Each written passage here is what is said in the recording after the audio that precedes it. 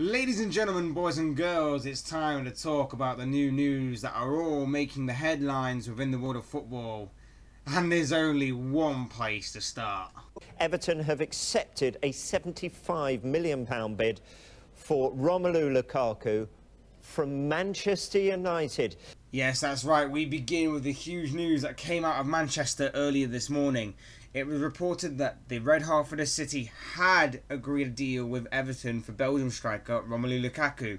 It's been no secret that for some time now the 24-year-old was wanting to leave the Toffees, and it was also reported that Chelsea were keen favourites on getting his signature, as a return to the Blues looked very much on the cards.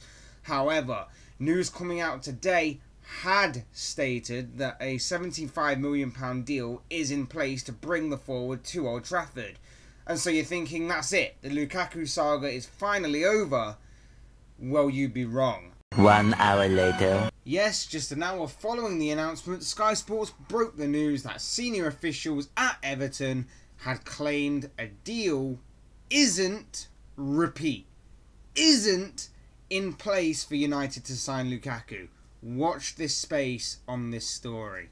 Keeping with the United and Everton link, someone who could be making the switch the opposite direction to Lukaku, regardless of whether that deal happens or not, is one Wayne Rooney. The 31-year-old has been heavily linked with a move away from Old Trafford for some time now, and it seems a return to Everton is where he is favourite to end up. Many reports are suggesting that this deal will happen sooner rather than later. Elsewhere, a major transfer occurred yesterday, and it all centres around one man, and that man is Alexandre Lacazette. The French striker has been the subject of much speculation linking him with several of Europe's top clubs, but it is Arsenal who have managed to snap up his signature. The Gunners have broken their club record transfer fee to sign the now former Lyon striker, with the fee believed to just be over £45 million, but that could obviously rise due to add-ons.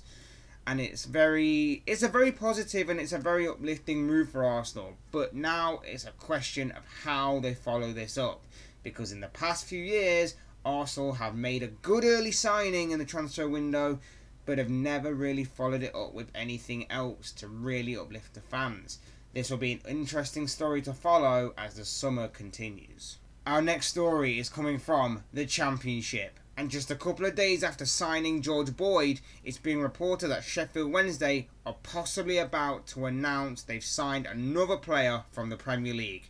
West Ham's Robert Snodgrass is subject to speculation that he could be announced as an Owls player in the very near future. However, this deal is not set in stone, and there are other teams rumoured to be interested in the former Hull man's signature, including newly promoted Brighton and Sunderland. Of course, the transfer window isn't just about players you sign. Some clubs' biggest deals of the summer come from just contract negotiations of their own players. And two players in Spain have successfully negotiated contract extensions at their respective clubs. The first is La Liga's record goalscorer Lionel Messi, who's agreed a contract that will see him stay at Barcelona till 2021. And the second is Fernando Torres, who has made his future clear despite the speculations surrounding it by putting pen to paper on a year's extension with Atletico Madrid. Contracts don't probably mean as much in football these days, so read into Messi's contract signing in particular what you will. And finally, the Naby Keita to Liverpool saga rumbles on, as today reports suggest that the midfielder has told his club Leipzig that he wants to leave for Anfield next season.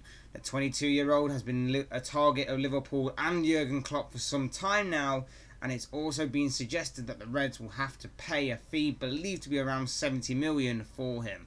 Perhaps Keita wanting to leave will either bring down the price a little bit or make things progress a little faster. He will join Dominic Solanke and Mohamed Salah at Anfield for next season, should the deal eventually be agreed. And those are some of the biggest stories that are going around in the world of football today. Guys, if you like the video, don't forget to give it a thumbs up. If you like what I'm attempting to do with the channel or want to see more content like this, then feel free to hit that subscribe button. Otherwise, I'd like to hear your comments down below on either stories that I've talked about or maybe stories that I may have missed. Your comments will be greatly appreciated. Otherwise, thank you very much, and I will see you in the next video.